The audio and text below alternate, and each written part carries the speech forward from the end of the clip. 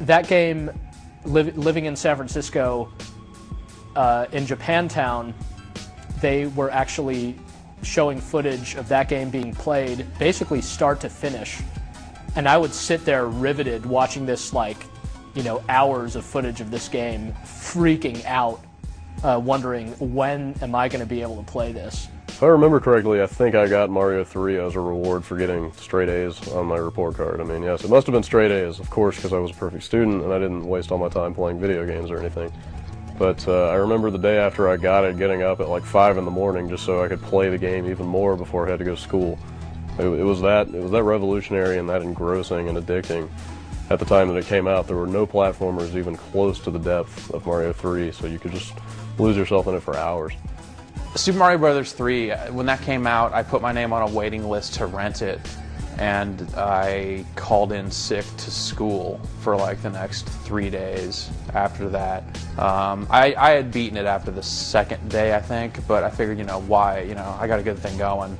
My mom was into it, into letting me stay home for the rest of the week. I'm not really sure if she would, like, I mean, she had to have known why I was doing it, but at the same time, maybe she just really wanted to believe that I really was sick. I don't know.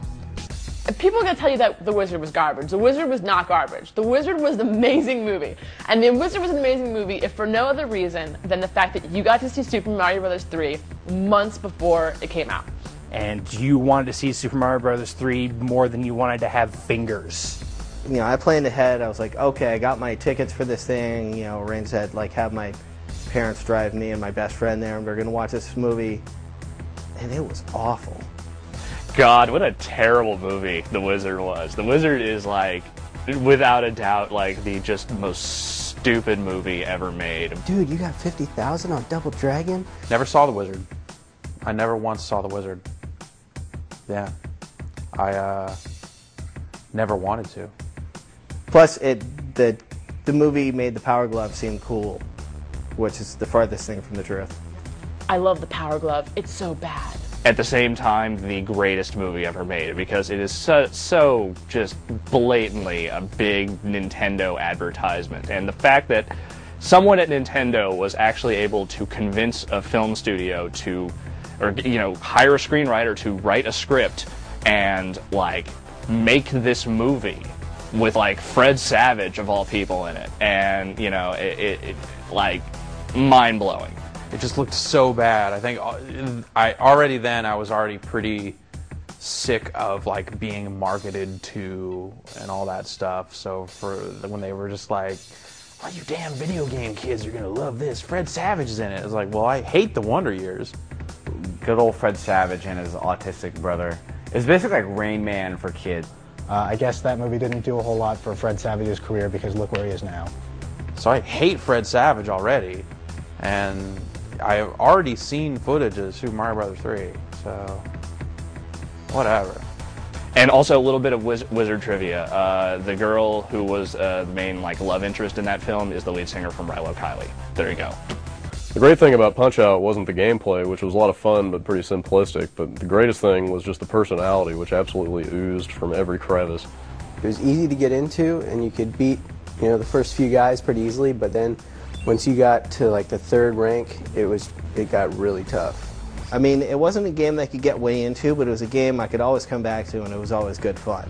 There are few games in the NES catalog that have a huger, more memorable cast of characters than Mike Tyson's Punch-Out.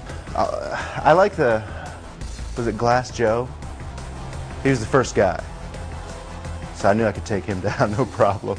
I felt bad for him, though. He was so easy to beat. And it's like, what are you doing, dude? You're old, you're feeble, you don't need to be in the ring with me. I'm young and spry. I've got to say I love Soda Popinski. I know he had to be changed from Vodka Drunkinski, which is obviously really pretty cool. But Soda Popinski, even the G-rated version, was a pretty special guy. Mike Tyson's Punch-Out is the best game ever made. No qualification, no best on this system, best on that, you know, whatever. No. If you need more clarification on that, let me just sort of give you 2 words right here. Bald Bull. The Bald Bull was just such a bastard in that game. because he was like the showstopper halfway through. You got up to him and he took you down bad, and it took a while for you to be able to get past him. But when Tyson came out, it was like Tyson, you know, back in 1989, he would come out and he would rock your ass, you know, and you had no idea what, the guy was ferocious. When you got hit for the first time and went to the mat and didn't get back up, it was just like, thanks, Nintendo, you know? But at the same time, it was like ultra cool, because that's the way, you know, bosses were back then. They were tough. I could never beat Mike Tyson. Played that game for weeks, I'm sure, of real time, and Mike Tyson has always eluded me. I got up to Iron Mike a whole mess of times.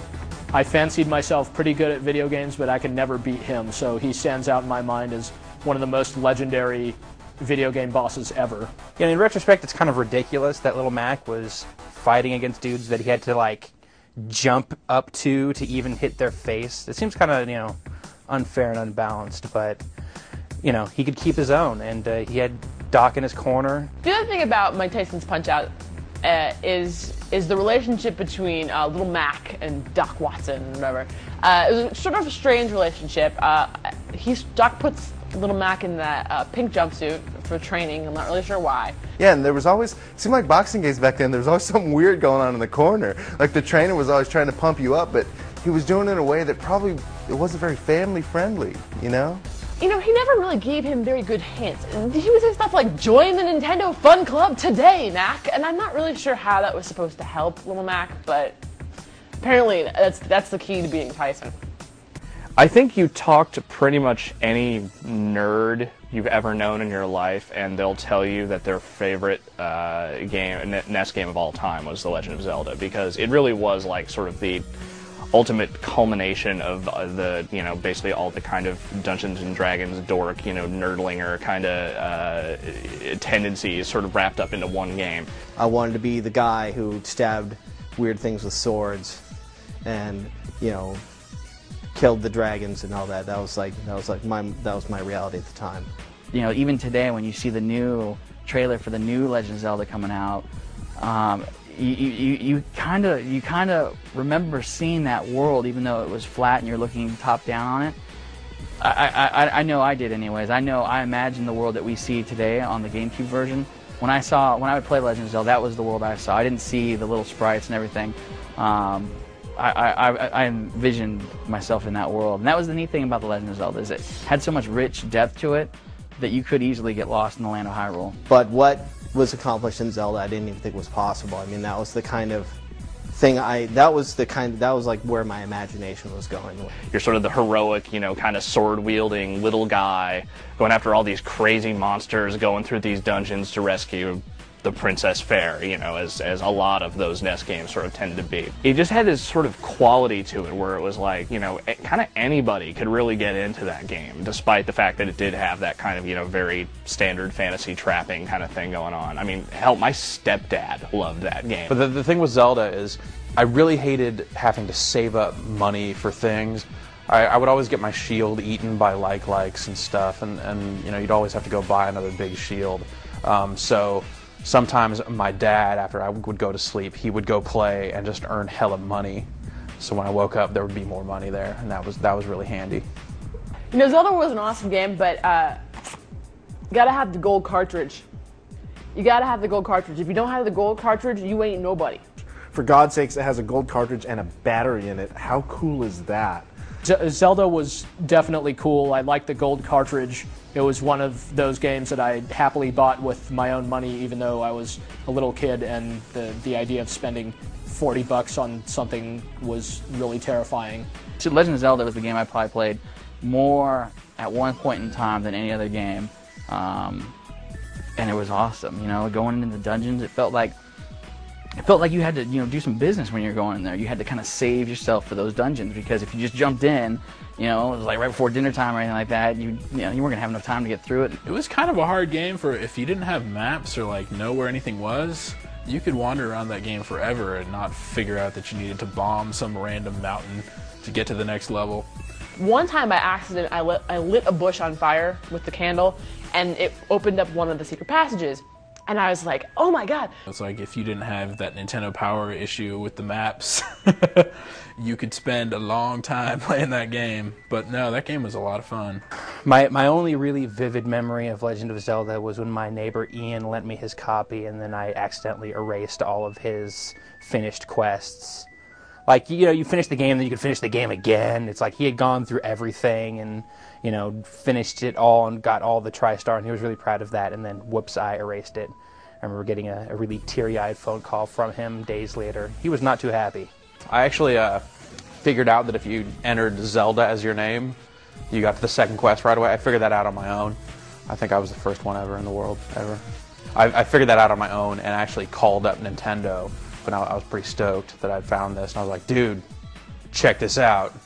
And I laid it on them. They were like, yep. I'm like, all right, cool. I guess it's not so great, huh?